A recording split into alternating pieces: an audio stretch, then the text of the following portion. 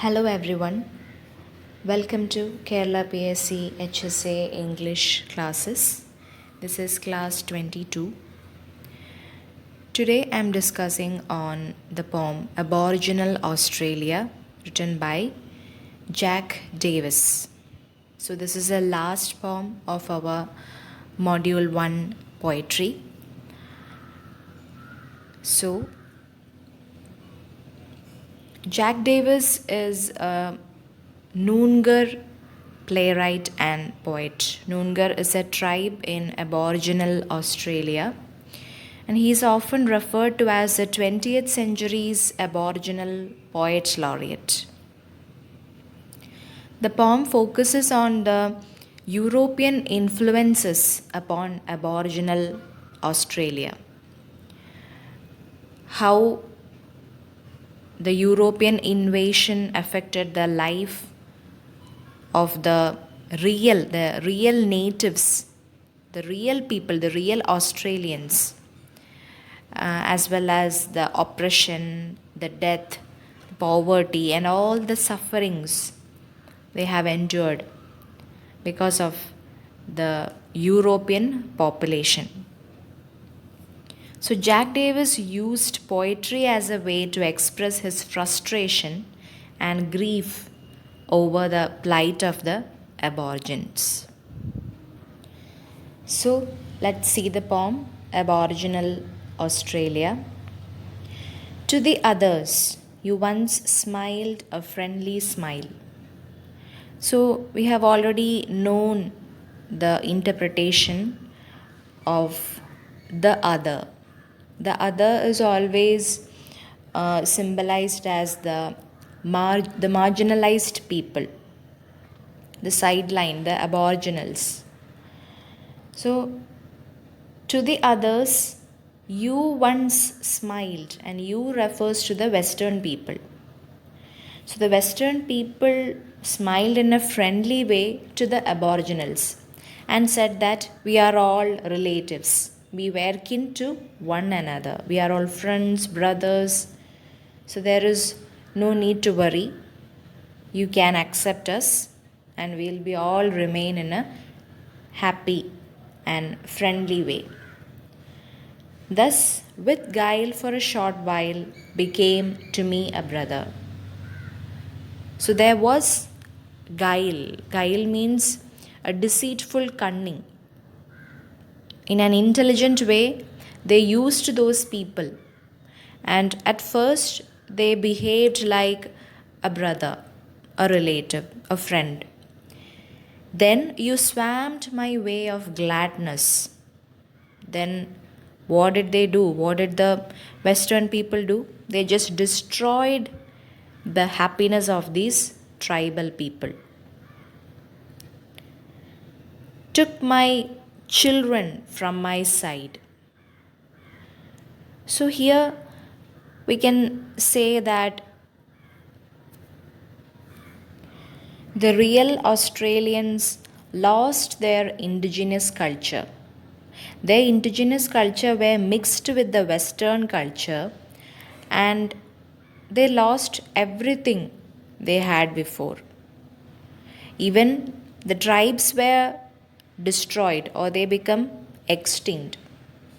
So, took my children from my side.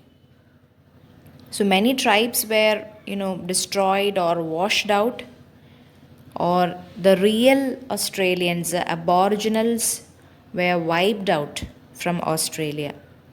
So we can say that the my can be also be considered as Mother Australia. We have already been discussed as the poet narrating the whole story of Australia, but in some cases we can also think that poet here stands as a representative of Mother Australia, or as the representative of all the aboriginals of Australia. So these Western people took my children from my side. So the Mother Australia lost her children, her tribal people. Snapped shut the law book. Oh, my sadness. The Western people exploited the nature of Australia. And here comes a very historical event which is referred to as a bark petition in 1962. What happened is that the Western government used land, about 300 square kilometers of land for mining without the permission of these tribal people. So they exploited the nature. The people lost their habitats, their shelter. So these hierarchs plea denied. So it refers to the bark petition, and it is considered as a first indigenous document against the Western people, against the Western government. So even law was against these tribal people.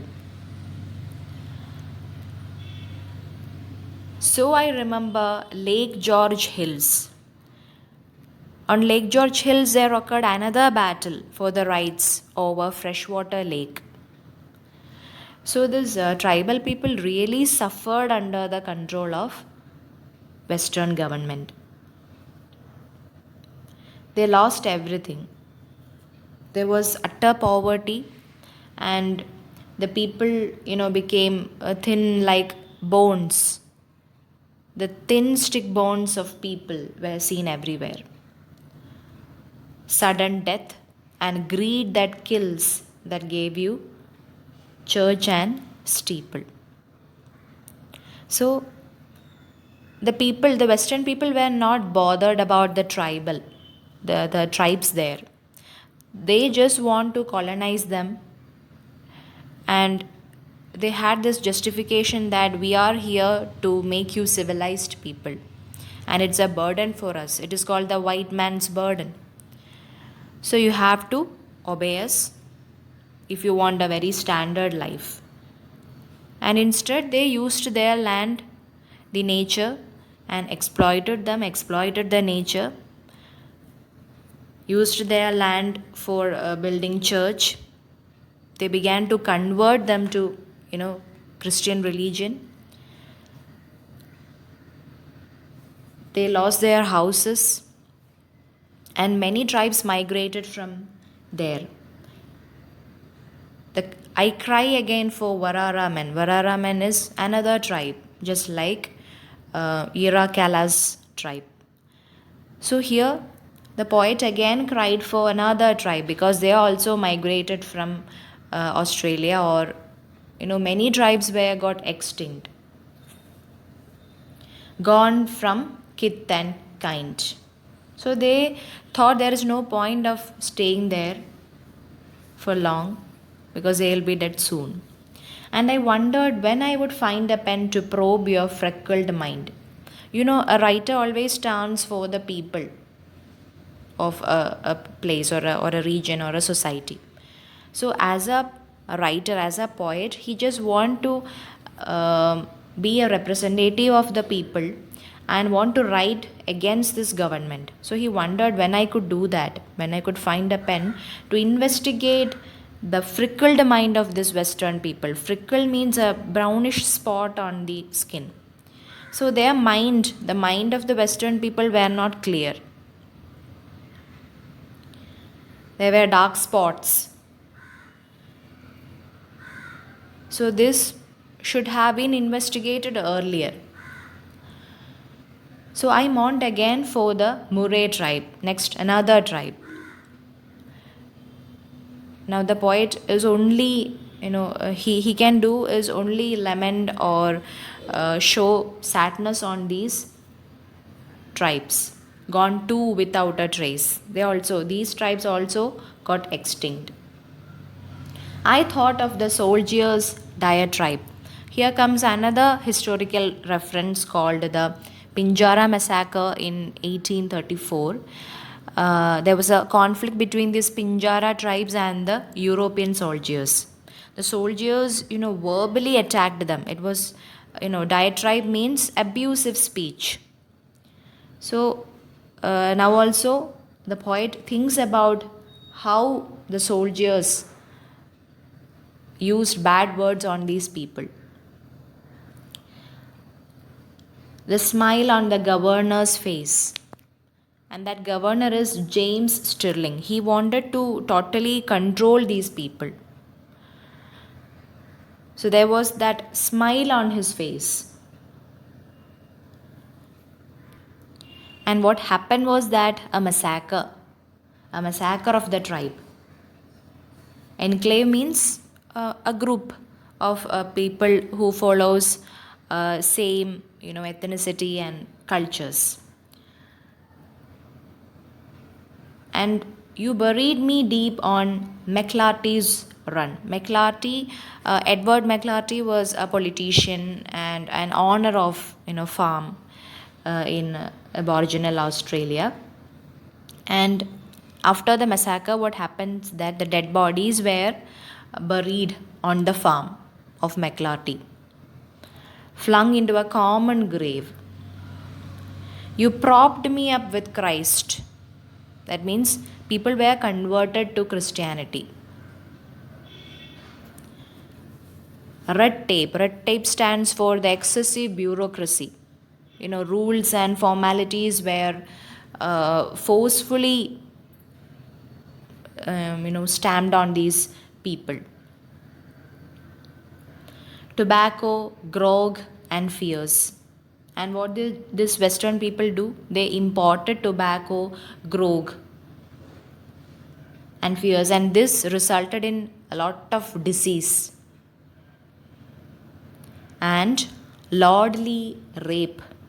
Western people, they rape the women there. So what Western people brought was utter sufferings and a miserable life for this tribal people. We can convey that, we can properly say that now you primarily say you are justified. And they give a justification that we were having a duty to make you civilized and sing of a nation's glory. So the history of Australia was written by these Western people, and our poet says that it is a big lie. Because in reality what happened is that the people were crucified, the people were attacked. But I think of a people crucified, the real Australian story. So that's the real Aboriginal Australian story, and not what is written by the Western government. So this is all about the poem Aboriginal Australia, written by Jack Davis.